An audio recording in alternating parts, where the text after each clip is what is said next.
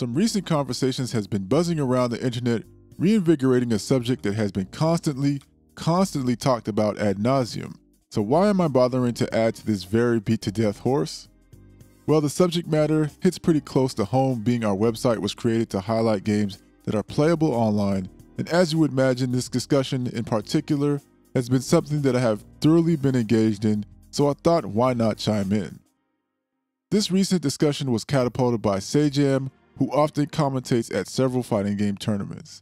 Sajam's rant, like many that have come before it, echoes the sentiment of using a particular netcode which has now been around for more than 10 years. The netcode in question is known among fighting game players as rollback.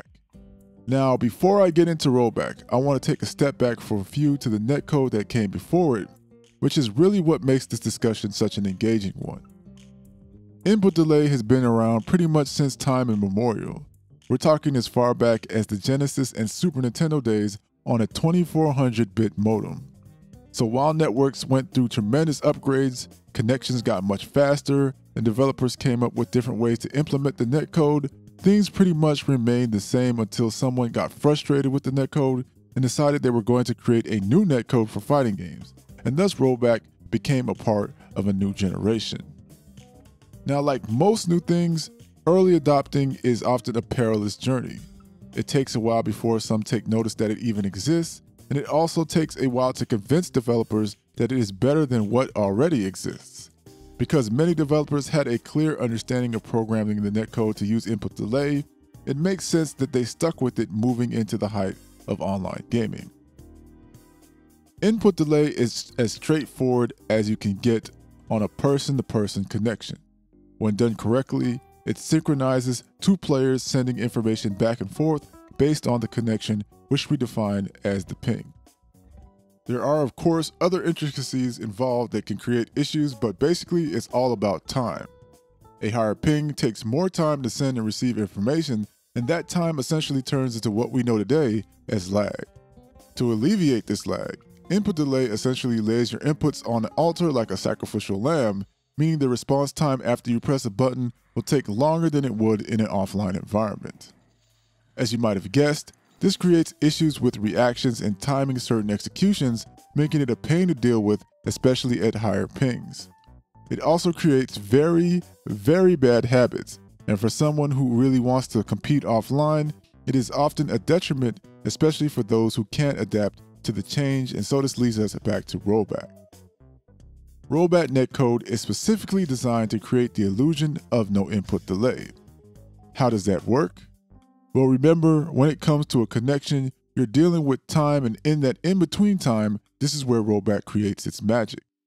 When done correctly, rollback can essentially predict an input, run a comparison, and correct itself if it guesses wrong before that information reaches its destination. While ping still greatly determines how well this all plays out, what you ultimately have with rollback is a method that decreases input delay in an online environment, almost making it feel like it's offline. What makes rollback even more compelling is the fact that it can still sacrifice inputs to alleviate lag, allowing for a better experience at much higher pings. While I believe rollback is quite amazing, there are of course some caveats.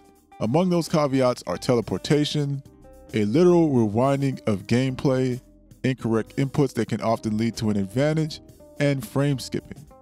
Now, the latter caveat is very unapparent to the untrained eye, but if input delay has anything over rollback, it's these four things. So with all that being said, why has Sajam's recent rant revved up an already heated debate? Well, basically, what he is saying to those like myself who are buying games that don't use rollback is that you deserve better. One of the most compelling parts of his rant was the comparisons to other games outside of the genre, which for years have successfully created an online experience that was very close to its offline counterpart. Online gaming has become an essential part of video games in general, and while it's not necessarily mandatory, good luck on trying to sell your game without it. Most consumers want to feel like they are getting the best bang for their hard-earned bucks, and so having good netcode will more than likely play a crucial role in that decision. So all this leads us to what really is at the heart of this conversation, and that is the willingness to adapt to a new technology. During this current generation, we have seen developers utilize the rollback netcode, but there is one common thread that greatly stands out, and is that they are mostly developers based here in the United States. To my knowledge, I know of only 2 countries outside of the States that has implemented the rollback netcode, and one of them just so happens to be a company who essentially jump-started the fighting game genre to begin with. Capcom was one of the first early adopters of the rollback netcode, opting to utilize it for their very ambitious fighting game crossover, Street Fighter Cross Tekken. And although this title didn't make the big waves Capcom had hoped for, the main consensus was its netcode was great. Hop forward a few years later with the release of Street Fighter V, and despite using the same rollback netcode that was designed with their last fighting game title, something within the code was off, which in turn created very stark criticisms that to this day still haven't seemed to be addressed the last time I checked. Bear in mind that within the country of Japan, Capcom is the only company to my knowledge that has developed their netcode to use rollback, and people are not happy with it. Add this to the smaller complaints that other developers in Japan have received from using an input delay netcode, and well, Houston, we have a problem. While many have still complained about developers using input delay netcode, that has not greatly affected sales for each new title that has released with it. And it's here that we come to an impasse, because you essentially have one group who believes rollback needs to be implemented in every fighting game moving forward, and another group who believes input delay is just fine. Most of the developers in Japan seem to agree with the latter, but I do feel that there may just be a little more to this than people are failing to realize. The story of Capcom embracing rollback technology is a pretty interesting one, but to make it short, Seth Killian, who had several major roles in developing titles for Capcom during the last generation, has a good friend. The friend who got tired of the input delay netcode and developed his own, which birthed rollback. His name is Tony Cannon. Basically, Tony Cannon was able to convince Capcom that they needed to use rollback by showing a proof of concept we know today as GGPO. He was able to convince the higher-ups that it was necessary. Now, a proprietary code that has been used in many fighting games, GGPO was licensed out to Capcom for use in their own games, but was never utilized in any of the newer titles, as they obviously opted to learn how to develop the technology on their own. What's important here is the connection, because without it, Capcom was most likely going to use input delay like the other companies in Japan for their fighting games, and it's here where I believe that this is the disconnect between the use of the netcode from here in the States and Japan not using the netcode. One of the biggest telltale signs of this disconnect was an indie title created by 3 Japanese developers. The title in question, Yatagarasu. During a crowdfunding campaign, the developers added GGPO as a bonus goal, and that goal was reached. Fast forward to the game's release, and there was no GGPO to be found, only a promise that it would be implemented later. 4 years later, and there is still no GGPO, and no details as to why it was never added as promised.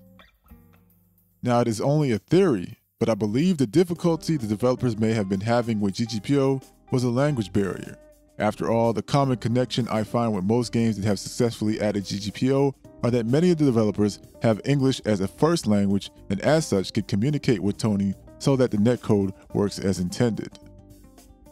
While much of the information about implementing rollback netcode has been out there and is pretty plentiful for the individuals to learn and attempt to program themselves, there has been no real confirmation about translations or consultations that suggest that it is readily available to Japanese developers.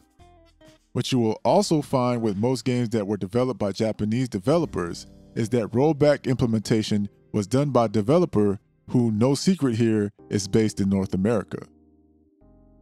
So is it an unwillingness to implement the netcode? Is it a difference in development philosophy? Or is there just a language barrier that has kept rollback from finding its way onto more fighting games? In my opinion, they are all valid questions that should be considered. In the same way Arc System Works lead technical artist Junya Motomura came to GDC here in the States to encourage developers to utilize their method of art design when creating 3D titles, I feel like we should be going to Japan to encourage developers to use rollback. The upcoming generation is really going to be a teller of if things will change or remain the same, but for now, what should we do as consumers? Demand that the netcode be rollback or at least something equivalent and band together by holding onto our hard-earned money, until a change is guaranteed? Or do we accept, or for a better word, believe that an input delay-based netcode can be improved upon and used in fighting games? Leave those thoughts in the comment box, and as always, take it easy, guys.